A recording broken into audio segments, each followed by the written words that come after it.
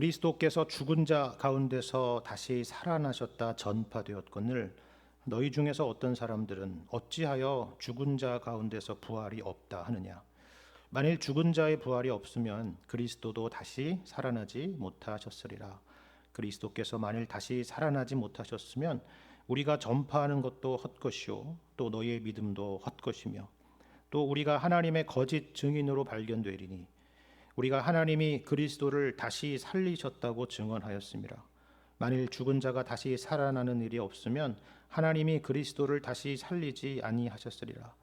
만일 죽은 자가 다시 살아나는 일이 없으면 그리스도도 다시 살아나신 일이 없었을 터이요 그리스도께서 다시 살아나신 일이 없으면 너희의 믿음도 헛되고 너희가 여전히 죄 가운데 있을 것이요 또한 그리스도 안에서 잠자는 자도 망하였으리니 만일 그리스도 안에서 우리가 바라는 것이 다만 이 세상의 삶뿐이면 모든 사람 가운데 우리가 더욱 불쌍한 자이리라. 그러나 이제 그리스도께서 죽은 자 가운데서 다시 살아나사 잠자는 자들의 첫 열매가 되셨도다. 아멘. 오늘 우리가 읽은 고린도전서 말씀은요, 전체의 내용은 우리가 잘 몰라도 두 장은 알고 있습니다. 하나는 사랑장이라고 부르는 13장의 말씀이고, 그리고 또 다른 하나는 부활장이라고 부르는 오늘 본문의 15장의 말씀이 있죠. 여기 이 고린도전서 15장에는 부활에 대한 아주 강력한 말씀이 있습니다. 역사적인 증거로부터 시작을 해서 우리가 이 부활을 믿는다면은 우리의 삶이 얼마나 달라질 수 있는가 하는 것을 깨우쳐주는 아주 도전적인 말씀이 있습니다. 그런데 여러분, 이 15장 말씀을 이렇게 한 장만 딱 떼어놓고 여러분 생각하지 마시고 전체적인 맥락에서 한번 생각해 봤으면 좋겠습니다. 말씀드렸듯이 우리가 읽은 말씀은 고린도전서 15장입니다. 그렇죠? 여러분, 고린도전서는 전체 몇 장인 줄 아십니까? 16장입니다. 그러니까 당연히 마지막 16장은 편지를 마무리하는 그런 내용이겠죠. 몇 가지 당부의 내용과 더불어서 마무리 인사가 있을 겁니다. 그렇다면 내용상으로만 봤을 때 고린도전서 이 전체에서 오늘 본문 이 15장의 위치라고 하는 것은 일종의 결론인 셈이 되는 것입니다. 다시 말해서 지금 사도 바울이 이 부활에 대해서 지금 말씀하고 있는 것은, 가르치고 있는 것은 다만 부활에 대한 교훈 자체만이 아니라 어떤 의미에서는 그동안 앞에서 다루었던 고린도 교회가 안고 있었던 현재의 여러 가지 총체적인 문제의 해답이고 해법인 셈이다, 그런 얘기입니다. 무슨 말인지 아시겠습니까?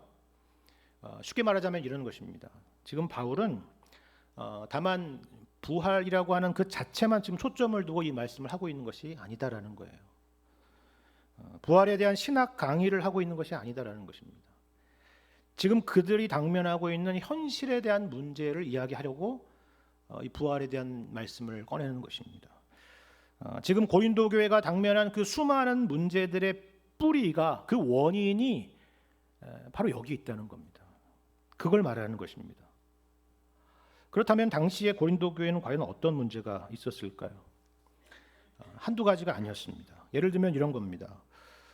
분열과 파벌의 문제가 그들 가운데 있었습니다. 나는 바울파다, 나는 게바파다, 나는 아볼로파다, 심지어 나는 그리스도파다, 이렇게 하면서 교회 안에서 서로 사람들이 나뉘어져 있었던 것입니다.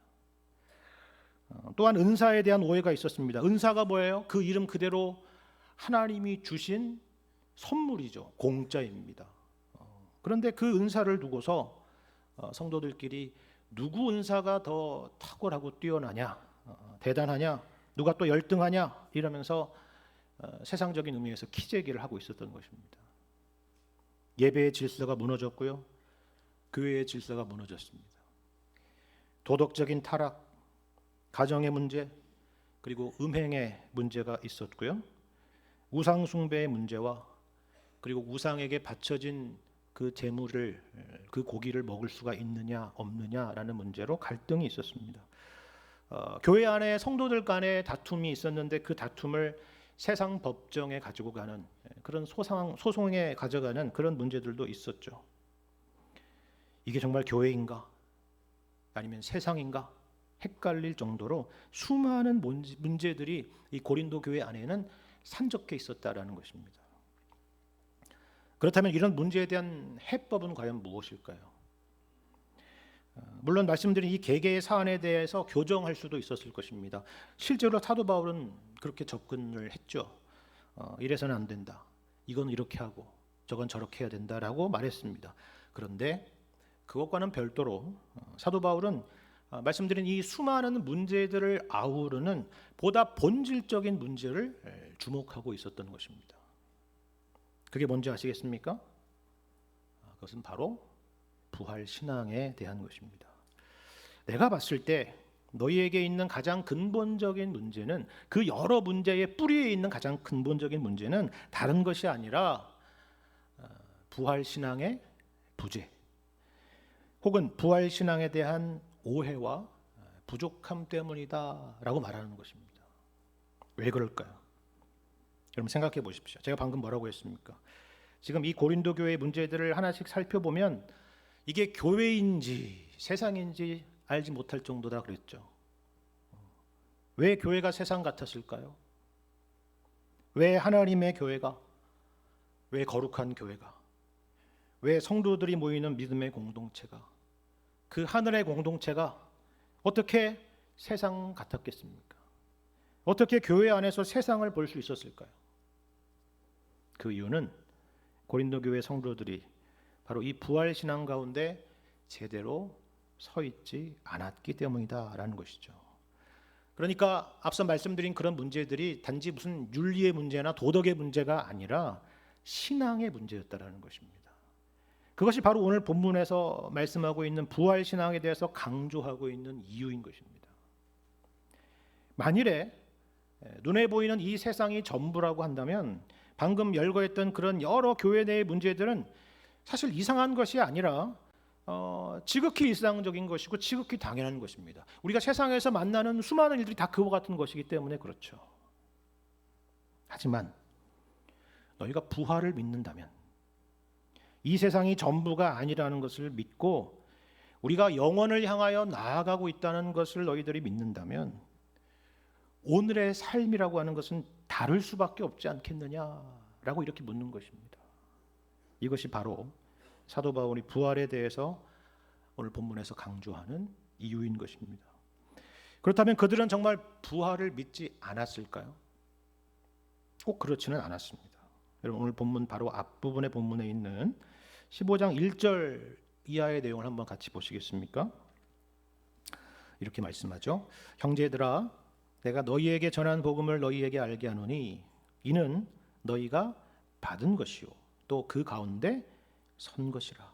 너희가 만일 내가 전한 그 말을 굳게 지키고 헛되이 믿지 아니하였으면 그로 말미암아 구원을 받으리라.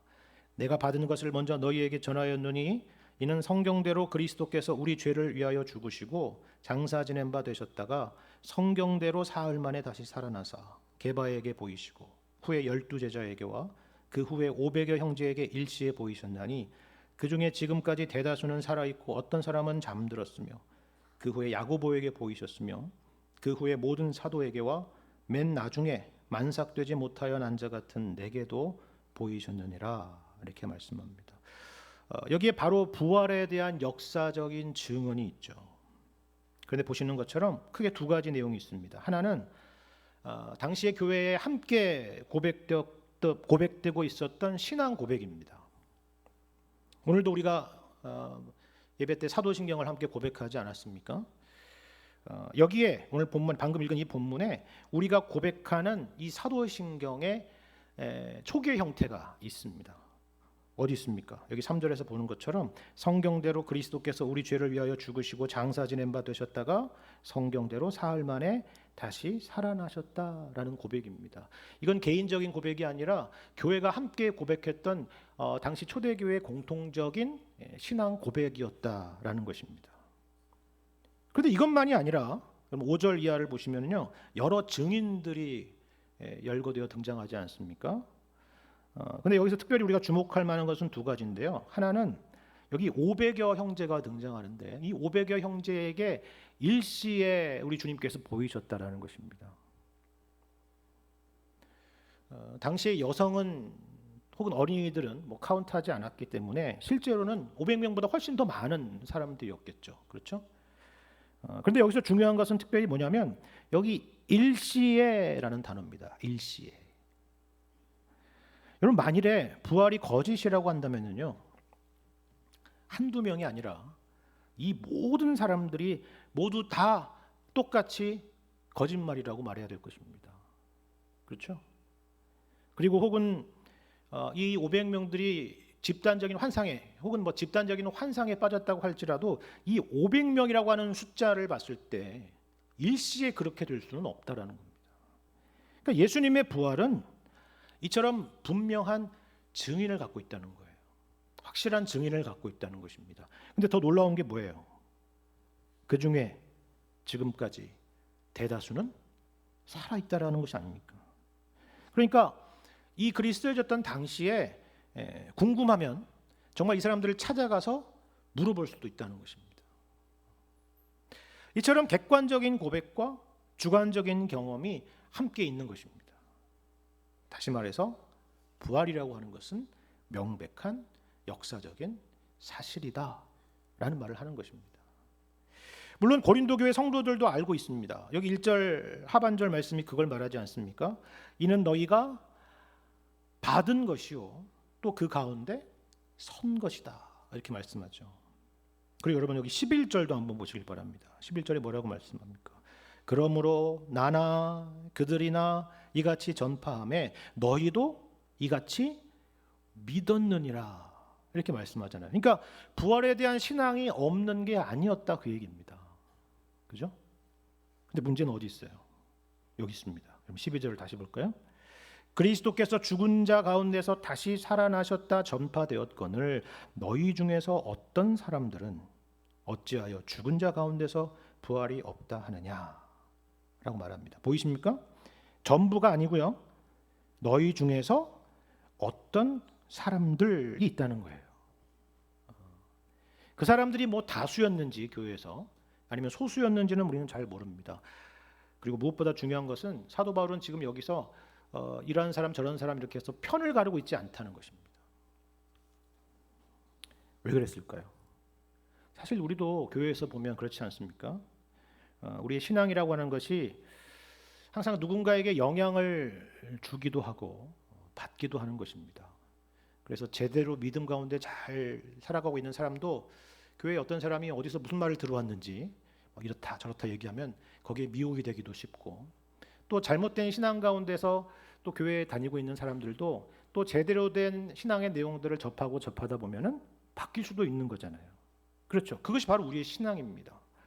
그렇기 때문에 이것을 지금 사도 바울은 단지 지금 특정인들만을 무슨 악마화시켜서 나쁜 사람처럼 만들어서 그런 문제로 치부하고 있지 않다는 것입니다. 누구나 그럴 수가 있으니까요. 누구나 미혹될 수 있기 때문입니다. 그래서 이것은 모두에게 필요한 교훈이 되는 것입니다. 그런데 여러분 보십시오. 이런 사람들이요, 교회 밖에 있는 것이 아니라 교회를 다니고 있습니다. 방금 앞서서 확인한 것처럼 예배 때 이렇게 공동체적인 사도신경처럼 신앙 고백도 했겠죠. 예수님의 부활을 믿는다라고 했을 것입니다. 그렇다면 구체적으로 무엇이 문제였던 것일까요? 여러분 여기 12절을 다시 한번 보시길 바랍니다. 무엇이 없다고 말하고 있습니까? 그저 부활이 없다는 것이 아니에요.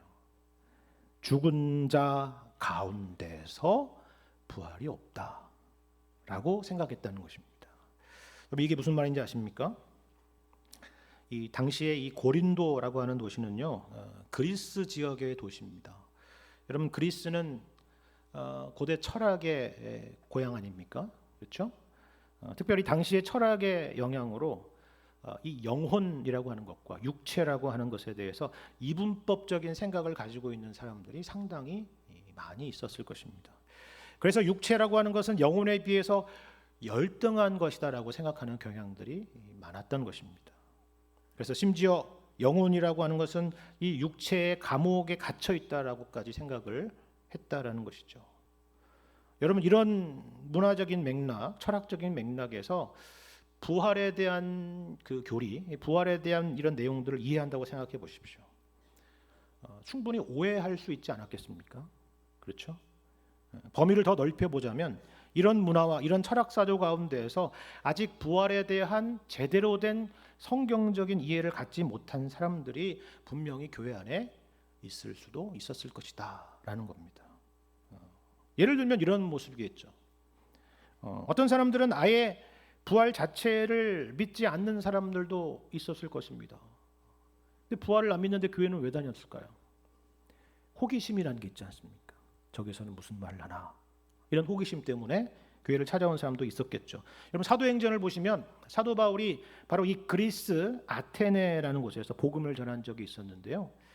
그때 이 에피크로스 학파와 스토아 학파 철학자들이 바울이 전하고 있는 예수님이 부활하셨다라고 하는 그 메시지가 너무나도 이 신선하게 들리고 산뜻하게 들려서 호기심을 가지고 접근했다는 기록이 있습니다. 특별히 그 중에서 에피쿠로스 학파 사람들은요, 부활 자체를 믿지 않았던 사람들인데요. 왜냐하면 그들은 영혼의 불멸을 믿지 않았기 때문입니다. 그래서 인생이라고 하는 것은 그저 이 땅에 왔다가 사라지는 존재를 봤던 거예요. 그래서 당시에 묘비를 보면은 이런 사상을 담고 있는 이런 글귀들이 있었다라고 합니다. 어떤 내용이냐면 보세요. 나는 존재하지 않았었다. 존재했다.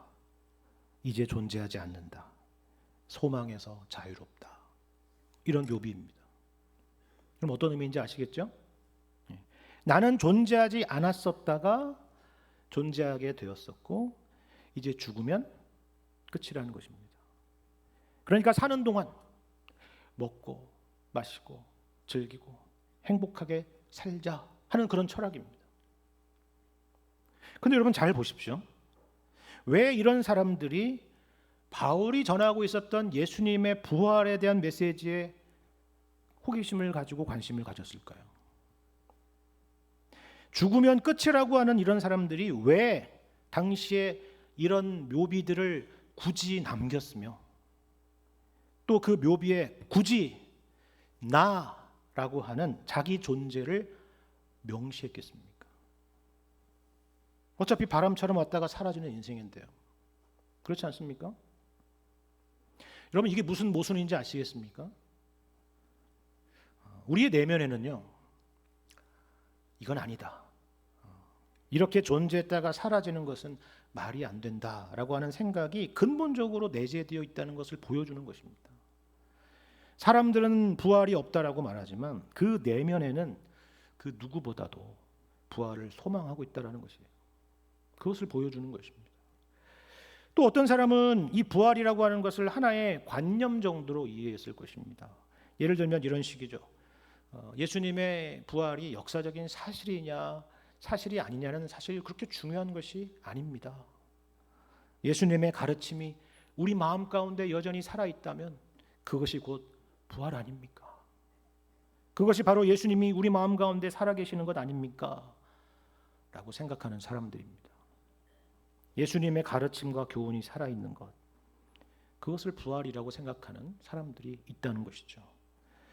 또 어떤 사람들은 부활이라고 하는 것은 우리 영혼의 부활인 것이지 몸의 부활은 아닐 것이다 라고 생각하는 사람들도 있었을 것입니다. 앞서 말씀드린 영육 이원론적인 사상의 영향을 받아서 마치 부활이라고 하는 것을 몸에서 영혼이 해방되는 것으로 이해하는 것입니다. 그래서 어차피 이 몸은 썩어 없어질 몸이니 중요한 것이 아니다. 그렇게 생각했던 사람들이 있었다는 것이죠. 물론 이 모든 것들은 다 2000년 전의 생각들이지만 사실 오늘날도 생각해 보면 오늘날도 엄연히 존재하는 생각들입니다. 오늘날에도 부활 자체를 아예 믿지 않지만 그러면서도 영원이라는 것을 사모하는 그런 모순을 가지고 살아가는 사람들이 있지 않습니까? 부활이라고 하는 것을 추상적인 것으로, 관념적인 것으로, 도덕이나 교훈 정도로 이해하는 사람들도 있죠. 뿐만 아니라 부활이라고 하는 것을 육체의 부활이 아니라 영혼의 부활만이라고 믿고 사는 사람들도 있는 것입니다. 뭐 좋습니다. 하지만 그 어떤 생각이든 그 어떤 소망이든지 간에 그것은 그저 우리만의 소망이고 우리의 생각일 뿐입니다. 사실 우리 안에는 답이 없습니다. 내가 이렇게 생각한다고 해서 그렇게 되는 것이 아니다라는 것입니다. 여러분, 예를 들어서 자연을 보십시오. 언제 겨울이었나 싶지 않습니까? 만물이 소생하고 있습니다. 그런데 그것을 보고 우리가 그렇다, 우리도 저렇게 소생할 것이다 라고 생각한다고 해서 그렇게 되는 것은 아니다라는 거예요. 소망할 수는 있지만, 소망은 자유지만 그 소망이 현실이 되는 힘은 우리에게 없다는 것입니다. 여러분, 세월을 이기는 장사가 없다고 하지 않습니까? 누가 다가오는 죽음을 막을 수가 있겠습니까? 사실 나이가 들수록 매일매일 우리가 경험하는 현실은 한계와 후퇴일 뿐입니다. 살아있을 때 그 어떤 대단한 업적을 남기고 세상을 떵떵거리며 호령했던 사람들이라 할지라도 우리에게 다가오는 죽음의 운명을 뒤집을 수 있는 사람은 없는 것이죠. 그래서 성경의 전도서에서 뭐라고 말씀합니까? 헛되고 헛되며 헛되고 헛되니 모든 것이 헛되도다, 이렇게 말씀하죠. 누구의 고백이냐면 염세주의자의 고백이 아닙니다. 솔로몬의 고백입니다. 세상에 가질 수 있는 것은 다 가져보고 누릴 수 있는 것은 다 누려본 사람의 고백이죠. 그가 세상의 꼭대기에서 하는 말입니다. 우리가 귀를 담아 들어야 될 말이죠. 그렇게 말하면 어떤 사람은 꼭 그렇게 대답을 합니다. 나는 그런 간접 경험은 싫습니다. 나중에 어찌됐든 간에 저도 일단 그런 영화를 한 번만이라도 좀 누려봤으면 좋겠습니다. 저는 다를 겁니다. 그렇게 생각하는 사람들이 있죠. 당연한 겁니다. 근데 분명히 알아야 될 한 가지 중요한 사실이 있습니다. 그게 뭔지 아십니까? 인생은 짧다는 것입니다. 인생은 다시 처음으로 돌아갈 수가 없다는 거예요. 인생이란 다시 리셋될 수 있는 게 아니라는 것입니다. 제가 그 부귀영화를 다 누려보니까 이제는 알겠습니다. 제가 이제 다시 처음으로 돌아간다면 제대로 살겠습니다가 된다는 거예요, 안 된다는 거예요? 안 된다는 것입니다. 그게 비극인 것이죠. 여러분, 이걸 보여주는 말씀이 있는데요. 누가복음을 보시면 예수님께서 비유로 하신 말씀 중에 부자와 거지 나사로의 비유가 있습니다. 이 부자는 굉장한 부자입니다. 우리는 특별한 날 특별한 옷을 입지 않습니까? 그런데 이 부자는 평소에 당시에 제일 고급 옷이었던 자색 옷과 고운 베옷을 입고 날마다 호화롭게 즐기던 사람이라고 설명을 하십니다. 인생을 성공한 사람이죠. 그런데 나중에 죽어서 지옥에 갑니다. 그때 아브라함에게 뭐라고 부탁하는지 압니까? 내 형제 5이 있는데 그들은 여기에 오지 않도록 나사로를 대신 보내달라라는 것입니다. 죽은 자에게서 그들에게 가는 사람이 있다면 그 사람들이 깜짝 놀라서라도 회개할 수 있을 거라는 거죠. 무슨 말인지 아시겠습니까? 만일에 인생에 이 부자가 누렸던 부귀 영화가 최고의 가치였다라고 한다면 그 형제들에게 그렇게 살라고 전해달라고 했을 겁니다. 아니, 그런 말 안 해도 그렇게 살겠죠. 그렇죠? 하지만 그게 아니라는 것을 알았다는 거예요. 그게 아니라는 것을. 언제요? 뒤늦게 한 겁니다. 죽고 나서야 인생에 있어서 무엇이 가장 중요한지를 알았다는 것이죠. 그래서 그들에게 가서 나처럼 되지 않도록 얘기하게 해달라, 이러는 것입니다. 그때 아브라함이 이렇게 말합니다. 그들에게는 모세와 선지자들이 있으니 그들에게서 들으면 된다라고 말합니다. 무슨 말입니까? 모세와 선지자란 성경을 말합니다. 여러분, 우리에게 성경이 있지 않습니까? 그리고 그 성경 중에 제가 방금 말씀드린 전도서 말씀에 솔로몬이 뭐라고 말한다고요? 인생이 헛된 거라고 말하잖아요. 그리고 거기서 또한 청년의 때에, 살아있을 때에 너희가 죽기 전에 너희 창조자를 기억하라고 말씀하고 있지 않습니까? 창조자가 있고 구원자가 있다는 것을 아는 이것이 바로 지혜이고 생명이고 복이라는 것입니다. 여러분, 우리에겐 소망이 없습니다. 이 세상에서는 아무리 눈 씻고 찾아봐도 소망이 없어요. 여러분, 해가 바뀌면 마음을 새롭게 다잡지 않습니까? 앞으로는 이렇게 살아야 되겠다. 2025년은 이렇게 살아야지 계획도 세우고 목표도 세우죠. 물론 좋은 것입니다. 하지만 그렇다고 해서 그것이 우리를 근본적으로 새롭게 만들지는 못하는 것입니다. 하나님께서 이러한 우리 인생 가운데 개입하셔야만이 진짜 소망이 있는 것입니다.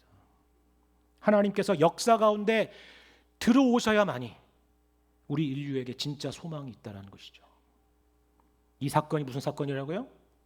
바로 부활 사건이라는 것입니다. 하나님이 우리에게, 우리 인류에게, 우리 역사 가운데 들어오신 사건입니다.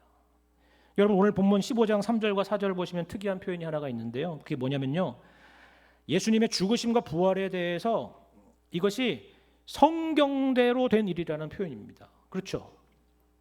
예수님은 그냥 죽으시고 부활하신 것이 아니라 성경대로 우리 죄를 위해서 죽으시고 성경대로 사흘 만에 다시 살아나셨다는 것입니다. 여러분, 이게 무슨 말인지 아십니까? 바로 이 사건이 바로 성경에서 그동안 강조하고 목적했던 바로 그것이다라고 말씀하는 것입니다. 여러분, 생각해 보세요. 왜 성경이 쓰여졌을까요? 왜 수천 년 동안 수많은 사람들의 손을 거쳐서 성경이 쓰여지고 오늘날 우리에게까지 읽혀지고 있습니까? 성경이 무슨 내용이길래 그럴까요? 사실 아담의 범죄가 없었다면, 인류가 죄로 인해서 타락해서 죽음에 이르지 않았다면 사실 성경은 기록될 이유가 없는 것입니다. 아니, 기록되었더라도 창세기 2장에서 끝났을 것입니다. 인류에게 죽음의 그림자가 드리우지 않았더라면 성경은 존재할 필요가 없었다라는 것입니다. 왜요? 성경이라고 하는 것은 그러한 비참한 운명 가운데 있던 우리를 살리시기 위한 하나님의 계획과 하나님의 역사와 그 결과를 기록하고 있는 말씀이기 때문입니다. 그리고 바로 그 일을 위해서 약속되신 분이 예수님이시고, 그 예수님께서 성경대로 우리와 같이 되셔서 죽으시고 부활하셔서 우리를 살리신 것입니다. 이것이 바로 성경입니다. 성경의 내용이에요. 그렇기 때문에 부활은 기독교 신앙의 핵심 중의 핵심이고 복음 중의 복음인 것입니다. 여러분, 이 성경대로라고 하는 의미를 가장 잘 보여주는 말씀 중에 하나가 사도행전 2장을 보면 알 수 있는데요. 사도행전 2장에 무슨 사건이 기록되고 있냐면 오순절 성령 강림 사건이 기록되어 있습니다. 급하고 강한 바람 같은 소리가 있고 불의 혀처럼 갈라지는 것들이 보입니다. 그리고 사람들이 각기 각 지역의 방언들로 모두 하나님의 큰 일을 말하고 있죠. 얼마나 신기한 광경이고 놀라운 광경입니까? 그래서 사람들이 수군거립니다. 이게 도대체 무슨 일인가? 무슨 일이 일어나는 것인가? 깜짝 놀랐다라고 기록을 하고 있습니다. 그런데 잘 보시면 이에 대한 베드로의 대답이 놀랍습니다. 사실 우리도 이 말씀을 읽으면 그 본질적인 의미보다도 이런 신비한 광경의 마음을 다 뺏기지 않습니까? 그래서 어떤 사람들은 이런 일이 오늘날 우리에게도 일어납니까? 안 일어납니까? 이런 걸로 논쟁을 하고 싸웁니다. 그런데 여러분, 나중에 베드로의 대답을 잘 보세요. 그게 핵심이 아닙니다. 신비한 거, 놀라운 체험, 그런 것들이 핵심이 아니에요. 여러분, 이 모든 현상들이 다 뭘 말하는지 아십니까? 신비하다는 게 핵심이 아니라 이 사건은 이처럼 만천하에 공개된 공개적인 사건이고 역사적인 사건이고 전 세계적인 사건이다라는 것입니다. 지금 역사가 뒤집어졌다는 얘기를 하는 것입니다. 우리 가운데 성령이 임한 이 사건이 바로 성경에서 그토록 오래전부터 창세기부터 예언되었던 그 말씀이 성취되고 있다는 것을 말하는 것입니다. 지금 그 역사가 벌어지고 있다는 것을 이야기하는 것이죠. 그래서 베드로는 요엘서 말씀과 시편 말씀을 인용하면서 이 성령 강림과 부활에 대해서 설교를 하는데요. 특별히 요엘 말씀에서 이 말씀을 인용합니다. 내가 말세에 내 영을 모든 육체에게 부어주리라 라는 말씀입니다. 여러분, 이 말씀이 무슨 말씀인지 아십니까? 생각해 보십시오. 하나님의 영이 우리 가운데 임한다는 겁니다. 그런데 죄인된 우리는 하나님께 나아갈 수 없습니다. 또 하나님도 죄인된 우리 가운데 오실 수가 없죠. 그런데 하나님의 영이신 성령이 모든 육체에 임하게 된다는 것은 무슨 의미겠어요? 우리의 죄의 문제가 다 해결되었다는 것을 전제하는 것입니다. 그렇지 않습니까? 다시 말해서 이 오순절 성령 강림 사건은 하나님께서 예언하신 대로 성령을 보내주셨다는 것이고, 성령을 보내주실 수 있다는 것은 예수님께서 우리 죄를 위해서 죽으신 그 속죄의 사역이 하나님께 온전히 받아들여졌다는 의미라는 것입니다. 그렇다면 우리를 위한 예수님의 속죄 사역을 하나님께서 받으셨다는 증거가 뭡니까? 그 증거가 바로 예수님의 부활이라는 것입니다. 예수님은 우리 모두의 죄를 짊어지고 십자가에서 죽으셨죠. 마치 대속죄일에 대제사장이 이스라엘 백성들 전체의 죄를 짊어지고 지성소에 들어간 것과 똑같은 것입니다. 그런데 만일에 예수님께서 십자가에 죽으시고 그것으로 끝났다라고 한다면 우리도 그것으로 끝났을 겁니다. 아무런 소망이 없었겠죠. 우리는 여전히 죄의 문제로 죄 가운데 있게 되었을 것입니다. 하지만 예수님께서 죽음에서 부활하신다라고 한다면 우리는 살게 된 것입니다. 하나님께서 우리 죄를 용서하신 증거이기 때문입니다. 그리고 이것을 확증하기 위해서 우리에게 성령을 보내주신 것입니다. 우리도 이 시간 하나님을 아버지라 부르고 하나님의 구원, 하나님의 큰 일을 찬송하고 있지 않습니까? 성령이 임한 증거입니다. 어떻게 이 일이 가능했다고요? 우리에게 성령을 부어주셨기 때문이고 예수님이 우리를 위해서 죽으시고 부활하셨기 때문이다라는 것입니다. 이처럼 예수님의 구속사역은 연쇄적이고 서로 연결되어 있는 것이죠. 마찬가지로 여러분, 이번에는 이 믿음에 대한 우리 각자의 적용을 한번 생각해 보십시오. 오늘 본문 13절 이하의 내용을 보시면 흥미로운 논정이 있는데요. 보시는 것처럼 약간 일종의 도미노와 같은 흐름입니다. 여러분, 도미노가 뭡니까? 하나가 무너지면 모두가 무너지는 것입니다.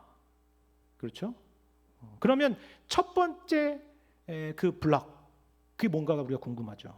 여러분, 이 13절을 보십시오. 그것이 바로 이것입니다. 만일 죽은 자의 부활이 없으면 그리스도도 다시 살아나지 못하셨으리라 라는 말씀입니다. 무슨 말입니까? 그리스도의 부활은 우리와 동일한 죽은 육체로부터의 부활이라는 것입니다. 그것이 아니라면 육체를 가진 우리에게 도대체 무슨 소망이 있겠느냐라는 것이죠. 그리고 이어서 만일에 그리스도께서 다시 살아나신 것이 사실이 아니라면 우리가 전파하는 것도 헛것이고 너희의 믿음도 헛것이며 우리는 하나님의 거짓 증인으로 발견될 것이다 라고 말하죠. 우리는 일종의 종교 사기꾼이 될 것이다 라고 말하는 것입니다. 그런데 이것보다 더 심각하고 중요한 일은 17절 이하에 있습니다. 예수님의 부활이 없다면 우리는 여전히 죄 가운데 있을 거다라는 겁니다. 죄의 문제는 그대로 남아있을 것이고 또한 그리스도 안에서 잠자는 자들도 망하게 될 것이다 라는 말씀이죠. 믿는 사람이든 믿지 않는 사람이든 어차피 다 망하는, 다를 바가 없는 그런 상황이다라는 것입니다. 그리고 19절에서 보는 것처럼 만일 그리스도 안에서 우리가 바라는 것이 다만 이 세상의 삶뿐이라면 모든 사람 가운데 우리가 더욱 불쌍한 자가 될 것입니다. 헛된 것을 붙잡고 살기 때문이죠. 아무 의미도 없는 것에 인생을 걸고 살기 때문입니다. 예수님의 부활이 사실이 아니라면 뭐하러 그렇게 바보같이 살겠느냐 하는 겁니다.